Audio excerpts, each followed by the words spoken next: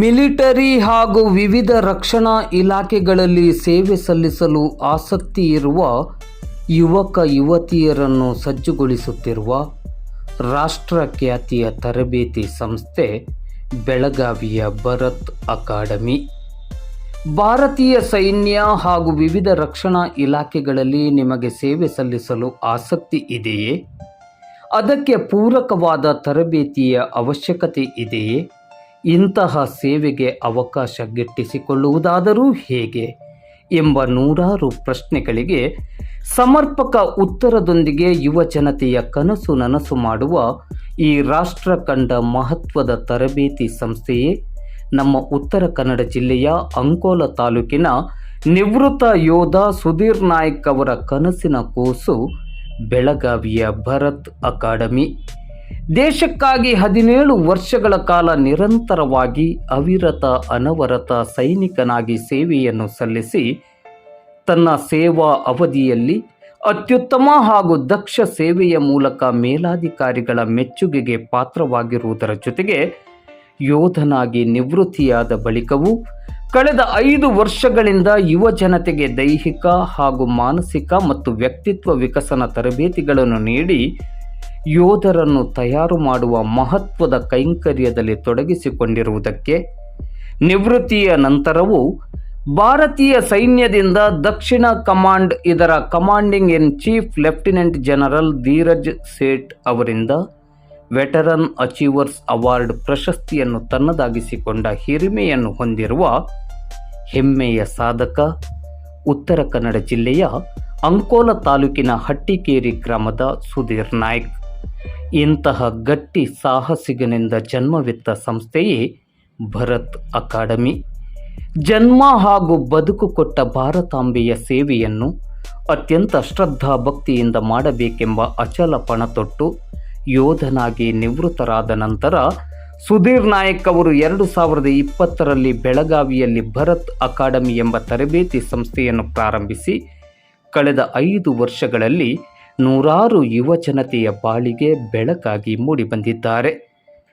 ಇವರಿಂದ ತರಬೇತಿ ಪಡೆದ ಅನೇಕರು ಇಂದು ಭಾರತೀಯ ಸೈನ್ಯದಲ್ಲಿ ಅಗ್ನಿಶಾಮಕ ದಳ, ಪೊಲೀಸ್ ಇಲಾಖೆ, ಅರೆ ಸೈನಿಕ ಪಡೆ ಹೀಗೆ ಮೊದಲಾದ ಇಲಾಖೆಗಳಲ್ಲಿ ಸೇವೆಯನ್ನು ಸಲ್ಲಿಸುವ ಮಹತ್ವದ ಅವಕಾಶವನ್ನು ಪಡೆದುಕೊಂಡಿರುವುದು ಭರತ್ ಅಕಾಡೆಮಿಯ ಪರಿಶ್ರಮಕ್ಕೆ ಸಂದ ಅದ್ಭುತವಾದ ಯಶಸ್ಸು ಎಂದರೆ ಅತಿಶಯೋಕ್ತಿ ಎನಿಸದು. ಇದರ ಜೊತೆಯಲ್ಲಿ ಅನೇಕ ವಿಶೇಷ ಚೇತನರಿಗೆ ಮಾನಸಿಕ ಮತ್ತು ದೈಹಿಕ ಆತ್ಮಸ್ಥೈರ್ಯವನ್ನು ತುಂಬಿ ಅವರ ಕಣ್ಣೀರ ಬದುಕಿಗೆ ನೆಮ್ಮದಿಯ ಸಂತೃಪ್ತಿಯ ನಿಟ್ಟುಸಿರನ್ನು ಒದಗಿಸುವ ನಿಸ್ವಾರ್ಥ ಸೇವೆಯನ್ನು ಸುಧೀರ್ ನಾಯ್ಕ್ ಅವರು ಮಾಡುತ್ತಾ ಬಂದಿದ್ದಾರೆ.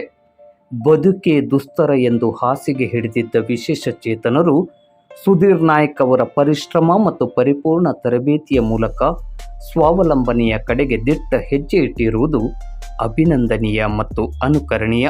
ಮಿಲಿಟರಿ, ಅರೆ ಸೈನಿಕ ಪಡೆ, ಅಗ್ನಿಶಾಮಕ, ಅರಣ್ಯ, ಪೊಲೀಸ್ ಹಾಗೂ ರಕ್ಷಣಾ ಇಲಾಖೆಗಳಲ್ಲಿ ಸೇವೆಯನ್ನು ಸಲ್ಲಿಸಲು ಆಸಕ್ತಿ ಇರುವ ಯುವಕ ಯುವತಿಯರಿಗೆ ಸೂಕ್ತ ತರಬೇತಿಯನ್ನು ನೀಡಿದರೆ ಖಂಡಿತವಾಗಿಯೂ ಅಂಥವರ ಕನಸನ್ನು ನನಸು ಮಾಡಲು ಸಾಧ್ಯ ಎಂಬುದನ್ನು ಸಾಧನೆಯ ಮೂಲಕ ಸಾಧಿಸಿ ತೋರಿಸಿದ ಸಂಸ್ಥೆಯೇ ಸುಧೀರ್ ನಾಯ್ಕ್ ನೇತೃತ್ವದ ಬೆಳಗಾವಿಯ ಭರತ್ ಅಕಾಡೆಮಿ.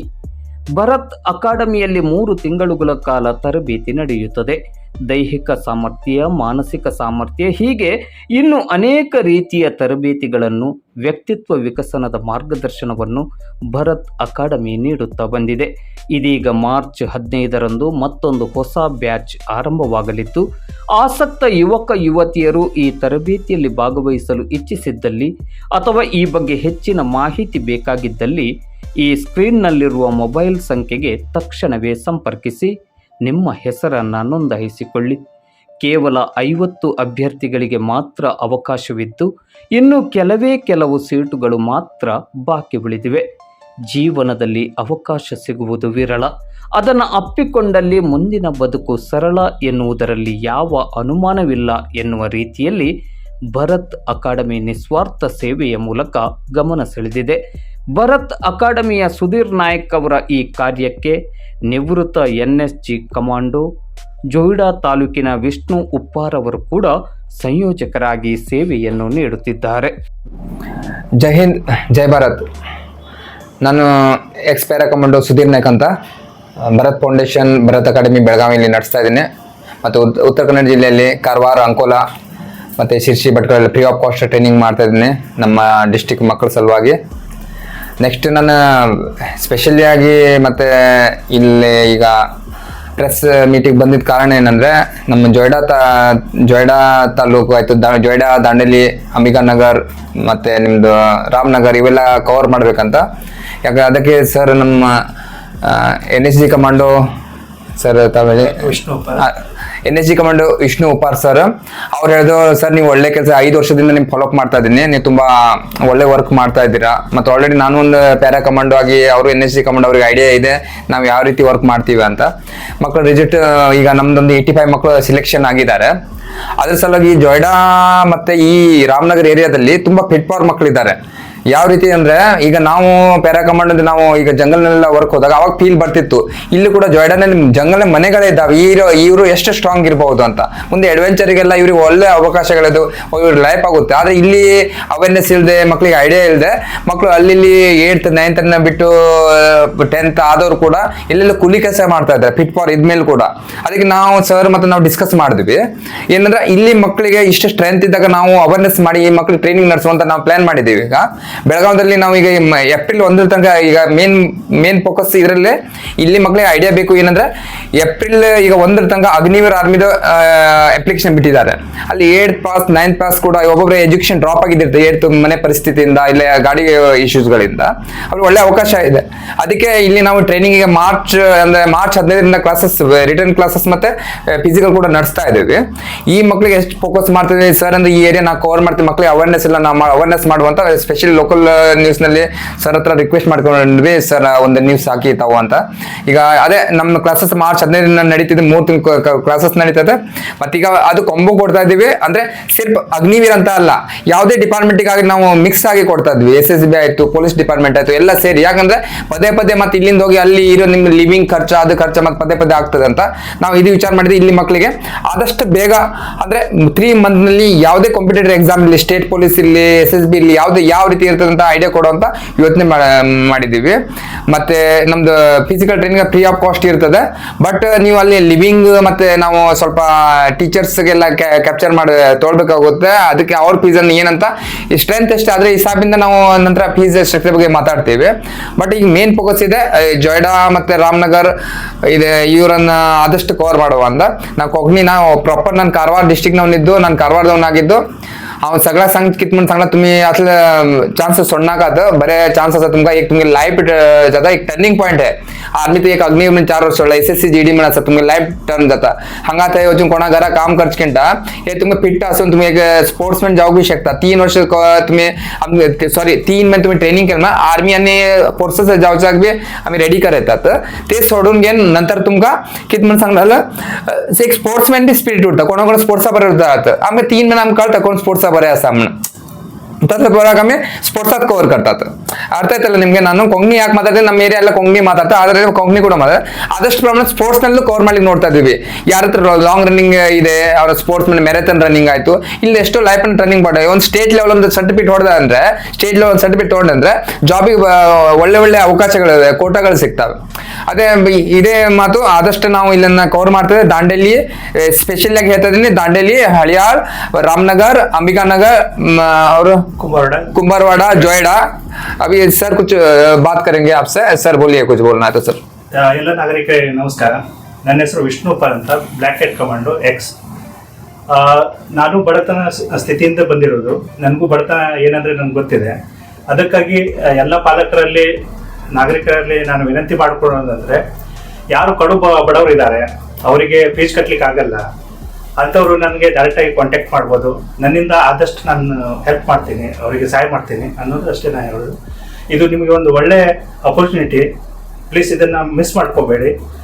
ಬೇರೆ ಅಕಾಡೆಮಿ ಥರ ಅಲ್ಲ ಇದು. ನಾವು ಒಂದು SF ಕಮಾಂಡೋ ಮತ್ತು NSG ಬ್ಲ್ಯಾಕ್ ಹೆಡ್ ಕಮಾಂಡೋ ಇಬ್ಬರೂ ಸೇರಿ ಹೇಳ್ತಾ ಇದ್ದೀವಿ.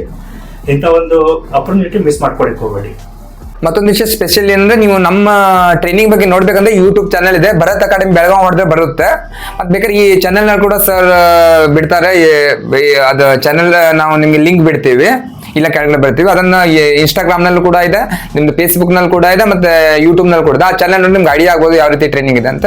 ಥ್ಯಾಂಕ್ ಯು, ಎಲ್ಲರೂ ಕೂಡ ಧನ್ಯವಾದಗಳು. ಆದಷ್ಟು ಪ್ರಮಾಣ ಇದರ ಗೋಲ್ಡನ್ ಚಾನ್ಸ್ ಅನ್ನ ನೀವು ಇದರ ಬೆನಿಫಿಟ್ ತೊಗೊಳ್ಬೇಕಂತ ಕೇಳ್ಕೊತಿದೆ. ನಮಸ್ತೆ, ಥ್ಯಾಂಕ್ ಯು. ಆರ್ಥಿಕವಾಗಿ ದುರ್ಬಲರಾಗಿದ್ದು, ದೈಹಿಕವಾಗಿ ಸಮರ್ಥರಾಗಿದ್ದು, ಸದೃಢರಾಗಿದ್ದವರಿಗೆ ಅವರು ಆ ಕೆಲಸ ಈ ಕೆಲಸ ಅಂತೇಳಿ ಅಲ್ಲಿ ಇಲ್ಲಿ ಅಲೆದಾಡುವುದರ ಬದಲು ನಿಮ್ಮ ಒಂದು ಸಂಸ್ಥೆಯಲ್ಲಿ ತರಬೇತಿಯನ್ನು ಪಡೆದು ಅತ್ಯುನ್ನತ ನೌಕರಿಯನ್ನು ಮಾಡುವ ಮೂಲಕ ದೇಶ ಸೇವೆಯನ್ನು ಮಾಡಬೇಕು ಎನ್ನುವಂತಹ ಒಂದು ಅಚಲವಾದ ಗುರಿ ಮತ್ತು ಸಂಕಲ್ಪದೆಡೆಗೆ ನೀವು ಈ ಅಕಾಡೆಮಿಯನ್ನು ಪ್ರಾರಂಭಿಸಿದ್ದೀರಿ sir.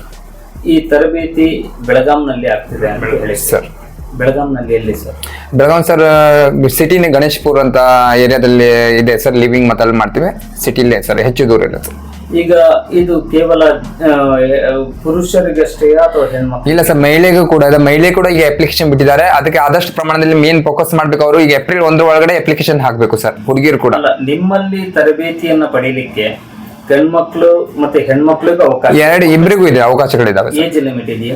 Age limit sir Agniveer ಬಂದು 21 ಅಂತ ಇದೆ. ಮತ್ತೆ ನಿಮ್ದು SSC GD ಇವೆಲ್ಲ ಸರ್ ಏಜ್ ಸ್ವಲ್ಪ 25-30 ಅವ್ರಿಗೆ ಕಾಸ್ಟ್ ತಕ್ಕಂತೆ. ತರಬೇತಿ ಪಡೀಲಿಕ್ಕೆ ಏಜ್ ಲಿಮಿಟ್ ಇಲ್ಲ ಸರ್. ನಾನು ಜಾಬ್ ಆಪರ್ಚುನಿಟಿ ಹೇಳ್ತಿದ್ದೀನಿ. ಅವ್ರಿಗೆ ಕರೆಕ್ಟ್, ಅದು ಅವ್ರಿಗೆ ಅರ್ಥ ಆಗುತ್ತೆ.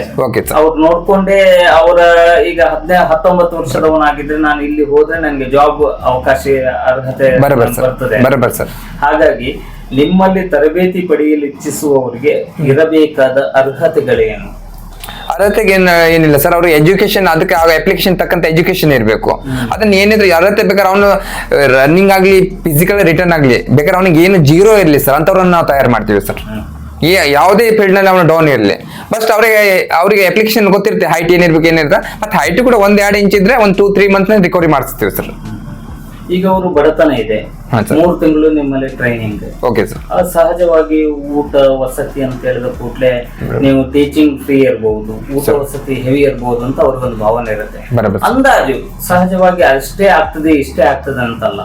ಒಂದು ಹುಡುಗ 3 ತಿಂಗಳವರೆಗೆ ಅವನು ಊಟ ವಸತಿಗಾಗಿ ಮತ್ತೆ ನಿಮ್ದು ಟೋಟಲ್ ಎಕ್ಸ್ಪೆನ್ಸ್ ಎಷ್ಟು ಬರ್ಬೋದು ಸರ್? ಅದೇ ಡಿಪೆಂಡ್ ಹೆಂಗಿದೆ ಅಂದ್ರೆ ಅಂದಾಜಲ್ಲ ಸರ್. ಈಗ ನೋಡ್ಬೇಕು ಎಷ್ಟು ಡಿಪೆಂಡ್. 50 ಮಕ್ಕಳು ಆದ್ರು, 50 ಸ್ಟೂಡೆಂಟ್ ಆದ್ರೂ ಸರ್, ಅವರು ಮಂತ್ಲಿ ಕವರ್ ಆದ್ರು ಅಂದ್ರೆ ಸರ್ ಒಂದು 4000 ಬರ್ಬೋದು ಸರ್. 100 ಆದ್ರೆ 3000 ಬರ್ಬೋದು ಸರ್. ಅಂದ್ರೆ ಸಂಖ್ಯೆಗೆ ಅನುಗುಣವಾಗಿ ನೋಡ್ಬೇಕು ಸರ್. ಯಾಕಂದ್ರೆ ಸರ್ ಇದನ್ನ ಬೇರೆ ಅಕಾಡೆಮಿಗಳು ಇದಾವೆ ಸರ್, ಬಟ್ ಅವ್ರ ಹತ್ರ ಏನ್ ಹೇಳೋ 600-500 ಹೀಗೆ ಬರ್ತಾರೆ. ಎಜುಕೇಶನ್ ಪರ್ಫೆಕ್ಟ್ ಆಗಿ ಸಿಗ್ತಾ ಇಲ್ಲ. ನಮ್ಮ ಮಕ್ಕಳು ಬಿಜಾಪುರ ಆ ಕಡೆ ಈ ಕಡೆ ಎಲ್ಲ ಹೋಗ್ತಾ ಇದ್ದಾರೆ ಸರ್. ಸ್ಪೆಷಲಿ ಹೆಸರು ಬೇಡ ಬಿಡಿ, ಆದ್ರೂ ಅಕಾಡೆಮಿಗಳಲ್ಲಿ ನಾವೇನು ಸೆಟ್ ಪೇನ್ ಫೋಕಸ್ ಮಾಡ್ತಾ ಇದೀವಿ. ಬಡ ಮಕ್ಕಳು ರೇಷನ್ ಇಟ್ಟು ಹಣನ ತಂದೆ ತಾಯಿ ಕೊಟ್ಟು ಕಳಿಸ್ತಾ ಇದ್ದಾರೆ ಸರ್. ಅದನ್ನ ಲಾಸ್ ಆಗ್ಬಾರ್ದು ಪಾಪ. ಈಗ ಸಹಜವಾಗಿ ನಾನು ಕೇಳ್ತಾ ಇರೋದು ಪ್ರಶ್ನೆ ಯಾಕೆಂತ ಹೇಳಿದ್ರೆ, ಜೋಡದಂತಹ ದಟ್ಟ ಕಾಡಿನ ನಡುವೆ ಬದುಕು ನಡೆಸುವಂತಹದ್ದು ಅತ್ಯಂತ ದುಸ್ತರ. ಆದ್ರೆ ಅವರಲ್ಲಿರುವಂತಹ ತಾಕತ್ತು, ಅವರಲ್ಲಿರುವಂತಹ ದೈಹಿಕವಾದಂತಹ ಆ ಒಂದು ಸದೃಢತೆ ಬೇರೆ ಎಲ್ಲಿಯೂ ಕೂಡ ಸಿಗ್ಲಿಕ್ಕೆ ಇಲ್ಲ ಸರ್, ಕಷ್ಟ. ಇಂತಹ ಸಂದರ್ಭದಲ್ಲಿ ನೀವು 3 ತಿಂಗಳ ನಂತರ ಮುಂದೇನೆನ್ನುವಂತ ಪ್ರಶ್ನೆ ಇರ್ತದೆ. ನಾನು ಯಾಕೆ ಹೇಳಿದ್ರೆ, ಟ್ರೈನಿಂಗ್ ಕೊಡುವವರು ಬಹಳಷ್ಟು ಈಗ ದಿನಕ್ಕೆ 1 ಕೊಡೆಗಳಂತೆ ಬೆಳೆಸಾನೆ ಇದೆ, ಹಾಗಾಗಿ ಟ್ರೈನಿಂಗ್ ಕೊಡುವಂತದ್ದು ಕೂಡ ಅದನ್ನ ಒಂದು ಕಮರ್ಷಿಯಲ್ ಪರ್ಪಸ್ ಆಗಿ ಬೆಳೆಸ್ಕೊಂಡಂತಹ ಸಂದರ್ಭದಲ್ಲಿ, ಇಂತಹ ಕಾಲಘಟ್ಟದಲ್ಲಿ ನೀವು ಬಡವರನ್ನ ಮುಖ್ಯವಾಗಿ ಫೋಕಸ್ ಇಟ್ಕೊಂಡು ಅವರನ್ನ ಒಂದು ಮುಖ್ಯ ಭೂಮಿಕೆ ತರಬೇಕು ಅಂತ ಹೇಳಿ ಈ ಒಂದು ತರಬೇತಿಯನ್ನ ಮಾಡ್ತಾ ಇರುವ ಹಿನ್ನೆಲೆಯಲ್ಲಿ ಮುಂದೆ 3 ತಿಂಗಳ ನಂತರ ಅವರನ್ನು ಹೇಗೆ ಫಾಲೋ ಅಪ್ ಮಾಡ್ತೀವಿ? ಅದನ್ನೇ ಸರ್, ಈಗ ಅವ್ರು 3 ತಿಂಗಳಲ್ಲಿ ನಮ್ಮ ಮಕ್ಳು ಈ ರೀತಿ ರೆಡಿ ಆಗ್ತಾರೆ ಸರ್. ಅವ್ರು ಕಾಂಪಿಟೇಟಿವ್ ಎಕ್ಸಾಮ್ ಯಾವ್ದು ಅಟೆಂಡ್ ಮಾಡಿದ್ರು ಕೂಡ ಅದರಲ್ಲಿ ಕವರ್ ಮಾಡೋ ರೀತಿಯಲ್ಲಿ ಇರ್ತಾರೆ. ಫಿಸಿಕಲ್ ಕೂಡ ಒಂದು 2-3 ಇಯರ್ಸ್ ತನಕ ಅವ್ರು ಆ ಫಿಸಿಕಲ್ ಅವ್ರು ಎಕ್ಸಲೆಂಟೇ ಬರಬೇಕು, ಗುಡ್ ಕೂಡ ಅಲ್ಲ, ಟಾಪ್ ಮೆಟ್ಟದಲ್ಲಿ ಇರ್ತಾರೆ. ಹಾಗಾದ್ರೆ ನಮ್ಗೆ ಕಾಂಪಿಟೆಂಟ್ ಇದೆ. ಅಂದ್ರೆ ಇನ್ಸ್ಟ್ರಕ್ಟರ್ ಆಗಿ ನಾನು 12 ವರ್ಷ ಕಮಾಂಡೋಸ್ ಟ್ರೈನಿಂಗ್ ಕೊಟ್ಟು ಬಂದಿದ್ದೀನಿ ಸರ್ ಆಲ್ರೆಡಿ. ನನ್ಗೆ ಯಾವ ರೀತಿ ಅವ್ರನ್ನ ರಿಕವರಿ ಮಾಡ್ಬೇಕು ಏನಂತ ನಂಗೆ ಐಡಿಯಾಸ್ ಇದೆ ಸರ್.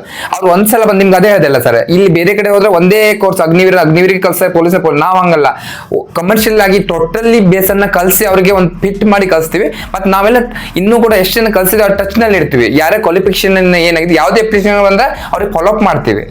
ಫಾಲೋಅಪ್ ಮಾಡಿ ಮತ್ತೆ ಮಾಡ್ತೀವಿ. ಅವ್ರಿಗೆ ಎಲ್ಲೂ ಜಾಬಿಂದ ಏನು ಆಗ್ಲಿಲ್ಲ ಅಂದ್ರೂ ಕೂಡ ನೆಕ್ಸ್ಟ್ ಆಪ್ಷನ್ ಏನ್ ನೋಡ್ತೀವಿ, ಒಳ್ಳೊಳ್ಳೆ ಜನ ಎಲ್ಲೆಲ್ಲಿ ಕಂಪ್ನೀಸ್ಗಳು ಎಲ್ಲಿದೆ ಅಲ್ಲಾದ್ರೆ ಟಚ್, ಅಂದ್ರೆ ನನ್ನ ಹತ್ರ ಕಲ್ತ ಮಕ್ಕಳು ಇಲ್ಲಿ ಕೂಲಿ ಕೆಲಸ ಮಾಡಬಾರ್ದು ಆ ಫೋಕಸ್ ಸರ್ ನಮ್ದು. ಈಗ ನಿಮ್ಮ ಟ್ರೈನಿಂಗ್ ಅಕಾಡೆಮಿ ಆರಂಭ ಆಗಿ 5 ವರ್ಷ ಆಯ್ತು. ಬರೋಬರ್ ಸರ್. ಈ 5 ವರ್ಷದಲ್ಲಿ ಎಷ್ಟು ಜನರಿಗೆ ನೀವು ಟ್ರೈನಿಂಗ್ ಅನ್ನ ಕೊಟ್ರಿ? 5 ವರ್ಷದಲ್ಲಿ ಸರ್ ಬೇರೆ ಬೇರೆ ಫೀಲ್ಡ್ ನಲ್ಲಿ ಬೇರೆ ಬೇರೆ ಕೊಟ್ಟಿದ್ದೇನೆ. ಟೋಟಲ್ ಒಂದು ಇರ್ಬೋದು ಸರ್, ಒಂದು 2500 ಹಾಗೆ ಇರ್ಬೋದು ಸರ್. 2500 ಹಂಗೆ.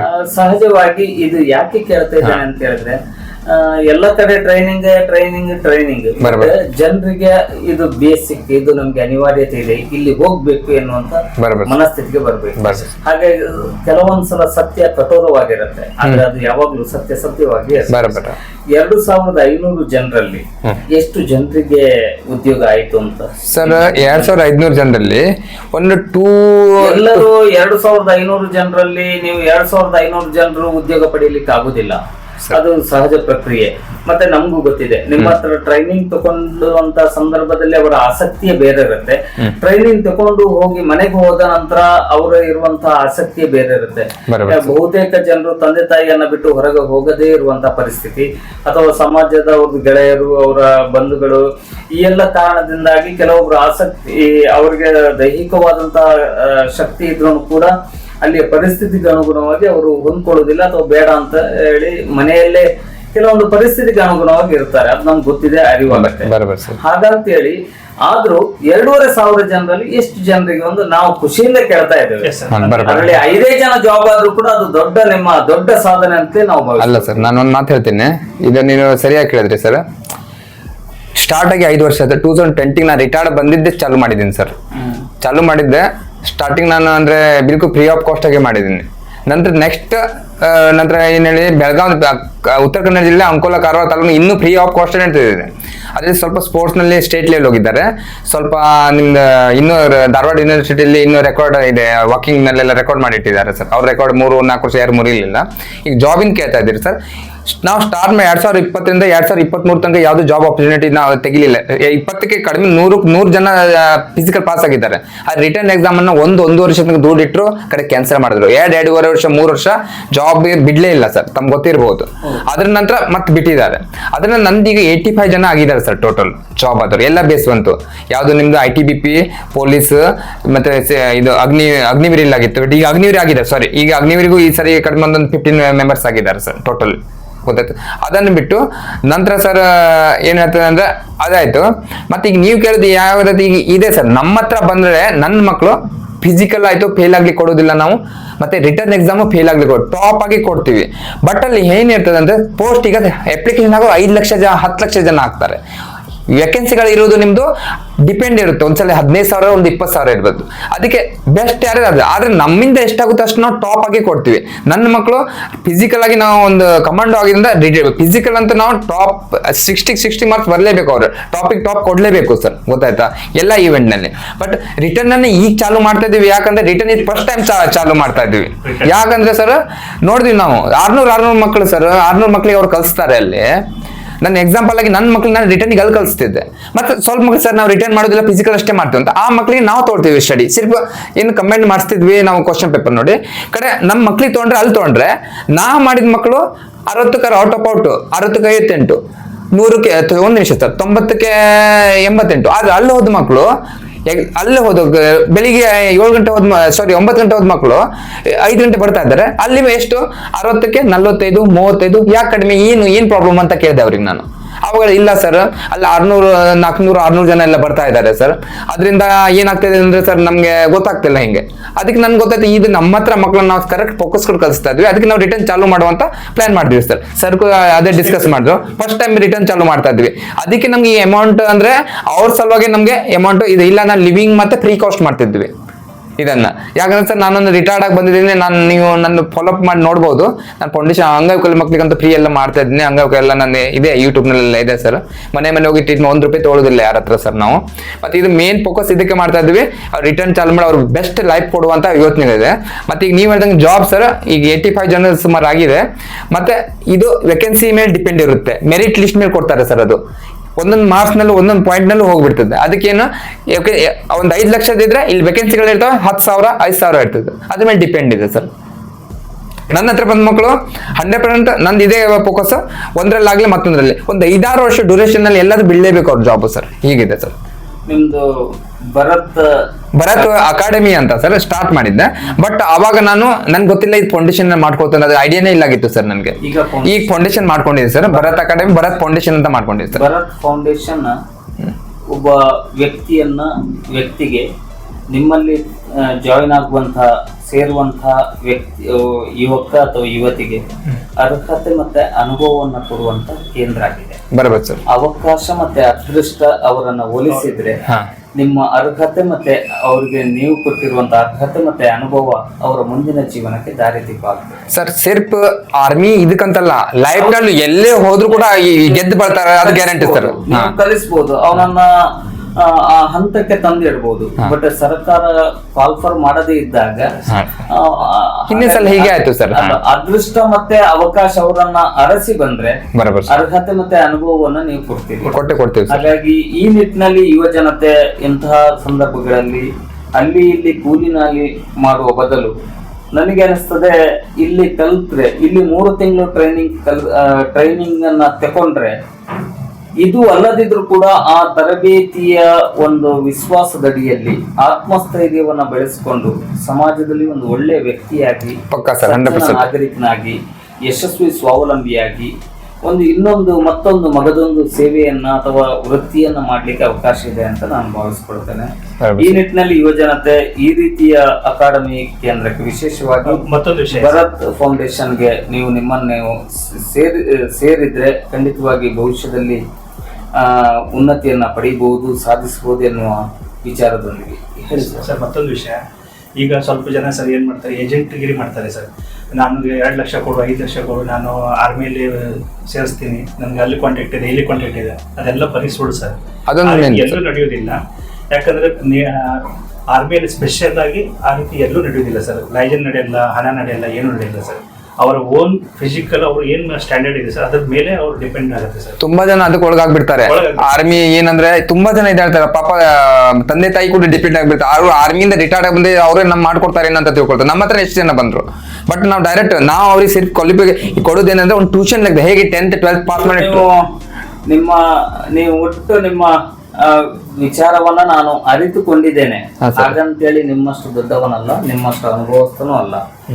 ನಿಮ್ಮ ನಿಲುವಿನಲ್ಲಿ ಜೋಯಿಡದ ಜೊತೆಗೆ ನಮ್ಮ ಹಳಿಯಾಳ ತಾಲೂಕಿನ ಸಿದ್ದಿ ಸಮುದಾಯವನ್ನು ಕೂಡ ಅದರಲ್ಲಿ ತೊಡಗಿಸಿಕೊಂಡ್ರೆ ಖಂಡಿತವಾಗಿ ನೀವು ಬಹಳ ದೊಡ್ಡ ಯಶಸ್ಸನ್ನ ಕಡಿಮೆ ದಿನಗಳಲ್ಲಿ ಪಡಿಲಿಕ್ಕೆ ಸಾಧ್ಯ. ಹಳಿಯಾಳ ಆಡ್ ಮಾಡಿದ್ದೀನಿ ಸರ್. ಯಾಕೆಂತ ಹೇಳಿದ್ರೆ ಅವರ ಹತ್ರ ನಾನು ಕಂಡುಕೊಂಡಿರುವ ಹಾಗೆ ಸಿದ್ದಿ ಸಮುದಾಯದವರ ಇರುವಂತಹ ಸಿದ್ಧಿಯವರ ಹತ್ರ ಇರುವಂತಹ ದೈಹಿಕ ಸಾಮರ್ಥ್ಯ ಬಹಳ ದೊಡ್ಡ ಸಾಮರ್ಥ್ಯ ಇದೆ. ಅವ್ರಿಗೆ ಸ್ವಲ್ಪ ಸಾಮಾಜಿಕವಾದಂತಹ ಜ್ಞಾನ ಮಟ್ಟ, ಅವ್ರಿಗೆ ಸ್ವಲ್ಪ ಈ ಶೈಕ್ಷಣಿಕವಾದಂತಹ ಜ್ಞಾನ ಮಟ್ಟದಲ್ಲಿ ಅವರು ಸ್ವಲ್ಪ ಮುಂದುವರೆದ್ರೆ ಖಂಡಿತವಾಗಿ 100ಕ್ಕೆ 100 ಯಶಸ್ಸನ್ನು ಪಡೆಯಲಿಕ್ಕೆ ಸಾಧ್ಯತೆ ಇದೆ. ಮತ್ತೆ ನಿಮ್ಮ ಸಂಸ್ಥೆಗೆ ಒಂದು ಬಹಳ ದೊಡ್ಡ ಮಟ್ಟದ ಕೀರ್ತಿಯನ್ನ, ಒಂದು ಗುಡಿಸಲು ಮನೆಯ ಹುಡುಗ ಒಂದು ದೊಡ್ಡ ಪೋಸ್ಟ್ ಅನ್ನ ಪಡ್ಕೊಳ್ಳಿಕ್ಕೆ ಸಾಧ್ಯ ಆಯ್ತು. ನನ್ನ ಮನವಿಯೂ ಹೌದು ಸರ್. ನಮ್ದು ಕೂಡ ಅದೇ ಆಸೆ ಸರ್. ನಮ್ಮ ಇಂಟೆನ್ಷನ್ ಇರೋದೇ ಅದೇ ಸರ್. ಒಂದು ಹಳ್ಳಿ ಮನೆ, ಒಂದು ಬಡವ ಮನೆಯಲ್ಲಿ ಒಂದು ಗೌರ್ಮೆಂಟ್ ನೌಕರಿ ಸಿಕ್ಕರೆ ಆ ಮನೆ ಬೆಳಗ್ಬಿಡುತ್ತೆ ಸರ್. ಅದೇ ಒಂದು ನಮ್ಮ ಇಂಟೆನ್ಷನ್. ಓಕೆ ಸರ್, ಇಷ್ಟೊತ್ತು ನಮ್ಮ ಜೊತೆ ಮಾತಾಡಿದ್ರಿ, ವಿಶೇಷವಾಗಿ ಧನ್ಯವಾದಗಳು. ಜೊತೆಗೆ ತಾಯಿ ಭಾರತಾಂಬೆಯ ಸೇವೆಯನ್ನ ಅನೇಕ ವರ್ಷಗಳಿಂದ ಮಾಡಿ ಮತ್ತೆ ಭಾರತ ಮಾತೆಯ ಸೇವೆಗಾಗಿ ಯುವ ಜನತೆಯನ್ನ ನೀವು ಸಿದ್ಧಪಡಿಸಿಕೊಡುವಂಥದ್ದು, ಅಣಿಗೊಳಿಸುವಂತಹ ನಿಟ್ಟಿನಲ್ಲಿ ಕಾರ್ಯಪ್ರವೃತ್ತರಾಗ್ತಿರುವುದಕ್ಕೆ ನಿಮಗೆ ವಿಶೇಷವಾಗಿ ಅನಂತ ಅಭಿನಂದನೆಗಳು. ಉಜ್ವಲದ ಕಡೆಗೆ, ಭವಿಷ್ಯದ ಕಡೆಗೆ ಯುವ ಜನತೆಗೆ ಸ್ಫೂರ್ತಿದಾಯಕವಾಗುವ ನಿಟ್ಟಿನಲ್ಲಿ ನಿಮ್ಮ ಹೆಜ್ಜೆಗಳು 100 ಹೆಜ್ಜೆಗಳಾಗಿ ಪರಿವರ್ತನೆಗೊಂಡು ಇಡೀ ಸಂಸ್ಥೆ ರಾಜ್ಯ ಮಾತ್ರವಲ್ಲ ಇಡೀ ರಾಷ್ಟ್ರದಲ್ಲಿ ಬೆಳಗಲಿ. ಕಣ್ಣೀರಿನ ಕುಟುಂಬಗಳಲ್ಲಿ ಸದಾ ನಲಿವು ತುಂಬುವಂತಹ ಒಂದು ಘಟನೆಗಳಿಗೆ ನಿಮ್ಮ ಸಂಸ್ಥೆ ಕಾರಣ ಆಗಲಿ ಎನ್ನುವ ಆಶಯ ಮತ್ತೆ ಹಾರೈಕೆಯೊಂದಿಗೆ ಇಷ್ಟೊತ್ತು ಮಾತಾಡಿದ್ದಕ್ಕೆ ವಂದನೆಗಳು. ನಮಸ್ತೆ ಸರ್. Thank you sir.